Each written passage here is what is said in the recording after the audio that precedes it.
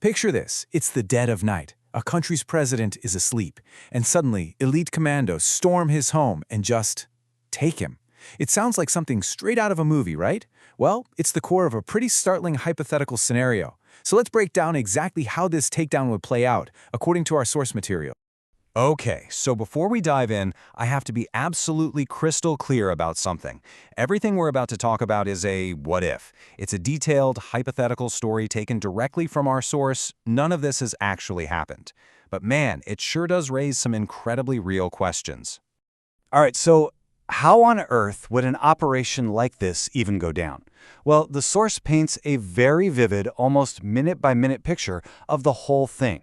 According to this scenario, the final go order comes down just before 11 p.m. A few hours later, a massive cyber attack hits Caracas, plunging the city into darkness. That's the cover for U.S. helicopters to slip in totally undetected. Then, at 2:01 in the morning, Delta Force is inside President Maduro's home. The story describes him making a frantic dash for a safe room, but it's too late. Just 5 minutes after they got in, he's captured. A stunningly fast and precise operation. And get this. The source attributes a pretty wild quote to the US president, who is supposedly watching the whole raid on a live feed.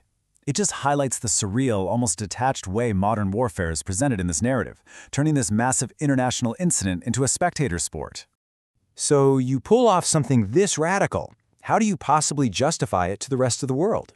Well, the scenario lays out the official reason we'd all be given. It was all about fighting the war on drugs. The formal charge is something called narco-terrorism conspiracy. In this narrative, the U.S. government's claim is that President Maduro has been working with drug cartels for decades, helping to flood the United States with cocaine. And that right there, that's the legal framework, at least the official one, that allows them to treat him not as a head of state, but as an indicted criminal. But the source material immediately starts poking holes in that story. I mean, look at the numbers. The indictment alleges Venezuela is shipping 250 metric tons of cocaine a year. Now compare that to Guatemala, which is moving a staggering 1,400 metric tons.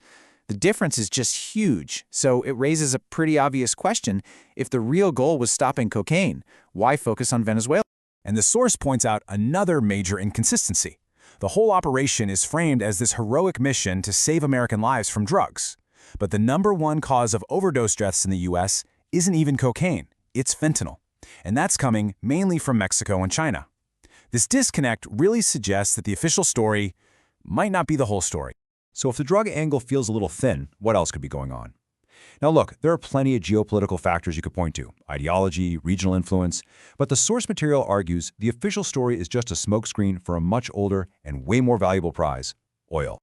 This is the number that just changes the entire conversation. 303 billion barrels. That's how many barrels of proven crude oil reserves are sitting under Venezuelan soil. That makes it the single largest reserve on the entire planet. Let's really put that number into perspective.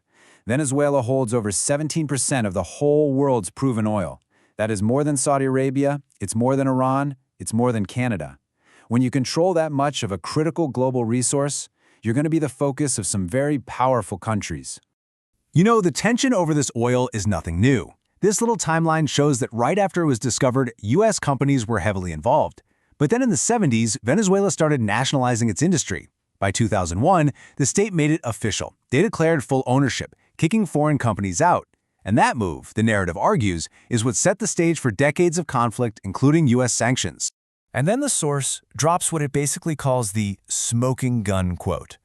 Here, Venezuela's nationalization of its own resources is being framed as a theft from America. In the context of this scenario, that one sentence totally reframes the entire operation. It's not about law enforcement anymore. It's about taking back a resource. So beyond the shocking motive being presented here, the action itself brings up some really deep questions about the rules that are supposed to govern the world. You have to ask, was this hypothetical act even legal? So let's start with international law. The United Nations Charter is built on this one core idea. You cannot use military force against the independence or the territory of another country. Simple as that. So, sending armed forces to abduct a head of state from his own capital city, yeah, the scenario suggests that's a pretty clear violation of that foundational rule. But the potential legal mess isn't just international. The narrative suggests this action would also be a huge problem under U.S. law. The Constitution gives Congress, not the president, the power to declare war. So to get around that, the hypothetical administration doesn't call it a war. Nope, they call it a law enforcement function. But it begs the question, right? Does a law enforcement function normally involve 150 military aircraft and airstrikes? So what's the big picture here? The source uses this whole dramatic scenario to ask a really profound question. What would an act like this actually mean for the future of the entire global system? In this scenario, the international backlash is immediate and it's fierce.